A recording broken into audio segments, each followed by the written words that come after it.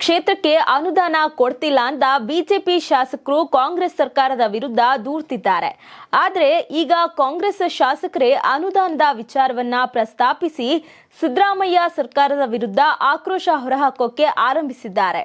ನೀವು ಶಾಸಕರಾಗಿ 2 ವರ್ಷ ಆಗ್ತಾ ಬಂದಿದೆ, ಏನು ಕೆಲಸ ಮಾಡಿದ್ದೀರಿ ತೋರಿಸಿ ಅಂತ ಜನ ನನ್ನನ್ನ ಕೇಳ್ತಿದ್ದಾರೆ.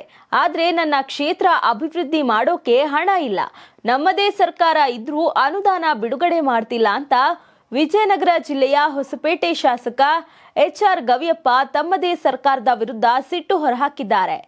ಬೇರೆ ಬೇರೆ ಕಡೆ ಅನುದಾನ ಸಿಗ್ತಿದೆ, ಆದ್ರೆ ನನ್ನ ಕ್ಷೇತ್ರಕ್ಕೆ KKRDB ಸೇರಿದಂತೆ ಯಾವ ಅನುದಾನವೂ ಸರಿಯಾಗಿ ಸಿಗ್ತಿಲ್ಲ.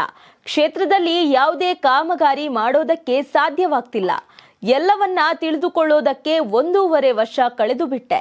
ಇನ್ನು ಎಷ್ಟು ವರ್ಷ ಹೀಗೆ ಅನುದಾನವಿಲ್ಲದೆ ಇರೋಕೆ ಸಾಧ್ಯ ಅಂತ ಹೇಳುವ ಮೂಲಕ ಸರ್ಕಾರಕ್ಕೆ ಚಾಟಿ ಬೀಸಿದ್ರು. ಈ ಹಿಂದೆ ಇದ್ದ ಬಿಜೆಪಿ ಶಾಸಕ ಆನಂದ್ ಸಿಂಗ್ ತಂದ ಅನುದಾನದಲ್ಲಿಯೇ 1.5 ವರ್ಷ ಕೆಲಸ ನಡೆದಿದೆ. ಈಗಲಾದ್ರೂ ನಮಗೆ ಕೆಲಸ ಮಾಡೋಕೆ ಅನುದಾನ ಬೇಕಲ್ವಾ? KKRDBಯಿಂದ ನೂತನ ವಿಜಯನಗರ ಜಿಲ್ಲೆಗೆ ಒಟ್ಟು 348 ಕೋಟಿ ರೂಪಾಯಿ ಅನುದಾನ ಬಿಡುಗಡೆ ಆಗಿದೆ. ವಿಜಯನಗರ ಜಿಲ್ಲೆಯ ಬೇರೆ ಬೇರೆ ಕ್ಷೇತ್ರಗಳಿಗೆ 60 ರಿಂದ 70 ಕೋಟಿ ರೂಪಾಯಿ ಅನುದಾನ ನೀಡಿದ್ದಾರೆ. ವಿಜಯನಗರ ಕ್ಷೇತ್ರಕ್ಕೆ ಕೇವಲ 22 ಕೋಟಿ ರೂಪಾಯಿ ಹಣ ಬಿಡುಗಡೆ ಮಾಡಲಾಗಿದೆ. ಅದರಲ್ಲಿ ಜಿಲ್ಲಾಸ್ಪತ್ರೆ ಕಟ್ಟಡಕ್ಕೆ 12 ಕೋಟಿ ರೂಪಾಯಿ ಅನುದಾನ ನೀಡಿದ್ದೇನೆ. ಉಳಿದ 8 ಕೋಟಿ ರೂಪಾಯಿ ಅನುದಾನದಲ್ಲಿ ಕ್ಷೇತ್ರದಲ್ಲಿ ಏನು ಕೆಲಸ ಮಾಡೋಕೆ ಸಾಧ್ಯವಾಗುತ್ತೆ ಅಂತ ಪ್ರಶ್ನಿಸಿದ್ದಾರೆ.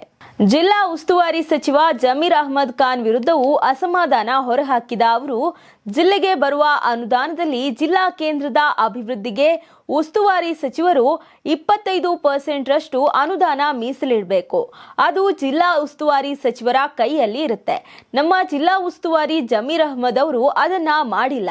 ಬೇಕಾದ್ರೆ ಅವರ ವಿವೇಚನೆಗೆ ಬಂದಂತೆ ಅನುದಾನ ಬಳಸಲಿ, ನಾನು ಏನನ್ನೂ ಕೇಳಲ್ಲ. ಒಟ್ಟಲ್ಲಿ ನನ್ನ ಕ್ಷೇತ್ರದಲ್ಲಿ ಕೆಲಸ ಆಗ್ಬೇಕು ಅಂತ ಗವಿಯಪ್ಪ ಸಿಟ್ಟನ್ನ ಹೊರಹಾಕಿದ್ದಾರೆ.